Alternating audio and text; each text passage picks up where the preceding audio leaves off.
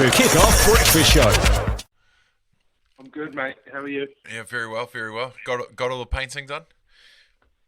Oh, hardly even scratched the surface.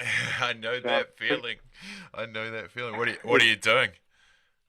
The fence Yeah. between me and the neighbours. So it's a pretty big, long fence. She's a pretty big job. It's probably it is, mate. It is. It's going to take a fair few days.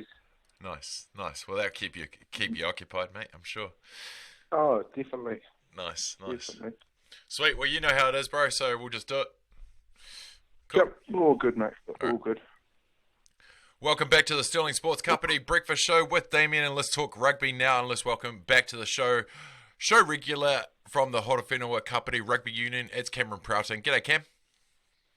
G'day, Damian. How are you? I'm good, mate. How was the first week of Level 3 for you? Pretty much the same as Level 4 for us. So not too much change. To get out and about a little bit more. So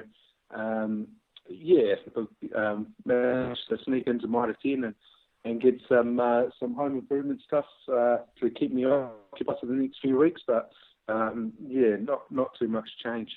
I hear that, mate. The Mitre 10 was dearly missed in those first 5 weeks. But yes, they have been getting the goods at the moment. So, mate, what information do we have? Like, we know we can't play at Level 3. We know maybe we can start training at Level 2? Yeah, so we definitely can't play or train at Level 3. Level 2's when the trainings can start. So that's sort of the non-contact stuff, and it's still aligning with the social distancing. And then we're back playing in Level 1. So all going well. Looking to head back into Level 2 in a couple of weeks. That should give teams a bit of time between then and Level 1. So once Level 1 hits, there'll be a couple of week pre-season window. There'll be a minimum of 2-week pre-season window before we can start a competition or start games. So, yeah, we're just hoping to get back into Level 1 as quickly as we can. Absolutely. Mate, is that the norm? Because a lot of other codes seem to be doing that as well. As soon as we're allowed to train, 2 weeks later we're into the competition. Is that how it's going to look like for HK Rugby? Yeah, so we got some directive from New Zealand Rugby last Friday, just around the different levels. They've had a working group that's been going through what each level means for rugby across the country. So we're just aligning with that, and I think pretty much every union will be similar. Still hoping to have a club competition, and just as soon as we get to that Level 1, then we can sort of kick things off. But in terms of the training at Level 2, like I said, non-contact type stuff, mainly fitness, and then just lots of protocols around disinfecting the balls, hand sanitize, all of that stuff. So, I know I've said it before, mate, but rugby players aren't the most hygienic people on the planet Earth. How is that going to be monitored? Is that going to have a responsibility person at each club kind of thing? Yeah, well, we sort of hope that that both team management and players take a bit of ownership on that themselves. It's their own health that they're going to be looking after. Exactly. Yeah. So look, we're not going to be sending one of us around to each training to stand and watch and make sure that they're keeping a metre or 2 metres apart. But we'd hope there'd be a bit of ownership and responsibility from guys to realise that this is about their health. Absolutely. Not just something that we're putting in place. Absolutely. Hey, mate, I want to take a step sideways for a sec. We're talking about health, obviously, but it's no secret that rugby players they may act like the strong man and not feel the right inside. How is everyone feeling out there without sport? Because I mean, a lot of us, it's our safety net. It's the way we escape from everything that's going on.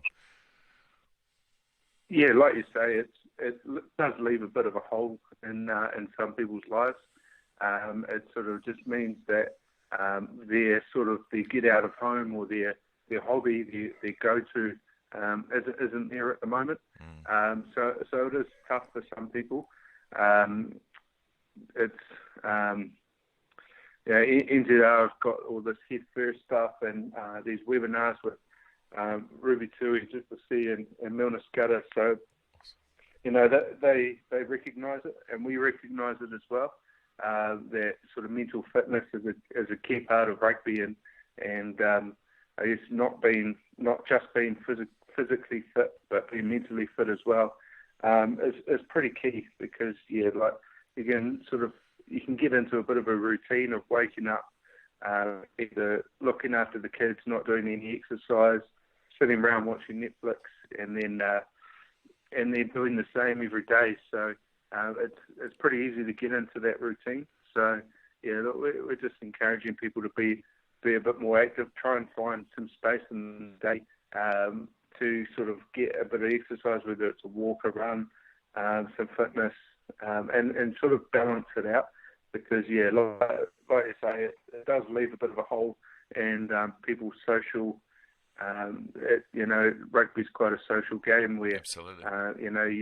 You spend Tuesday night, Thursday night, and pretty much all day Saturday with rugby. So it does take up a bit of time, and when it's not there, it leaves a bit of a hole. Absolutely, mate. Well, you're a very talented man. You've been keeping busy. You enjoying being in front of the camera, doing your skill sets? Not really, to be blunt. No, we always get a little bit nervous, but luckily we do a fair bit of editing to sort of get the outtakes out of there. But yeah, look, we're just trying to stay connected with our rugby community. Us being seen as part of that, and just like we sort of know that if people want to do something at home, they're going to find a way to do it. So, we're just trying to give them a few ideas, just trying to sort of keep pushing that message about getting out and doing something and, putting a bit of a rugby spin on something that you might do at home. Absolutely, mate. Well, lastly, this should be, and it will be again soon, hopefully, the 25th season of Super Rugby. We're lucky enough to have our very first captain of the Hurricanes, Bull Allen, on the show today.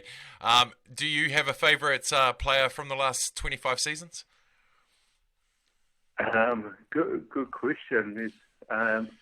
There's been a fair few of them.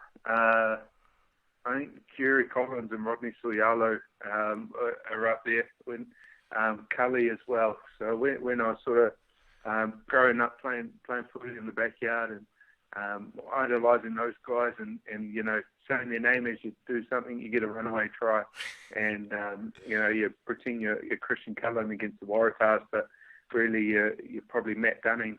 So probably those three guys are right up there.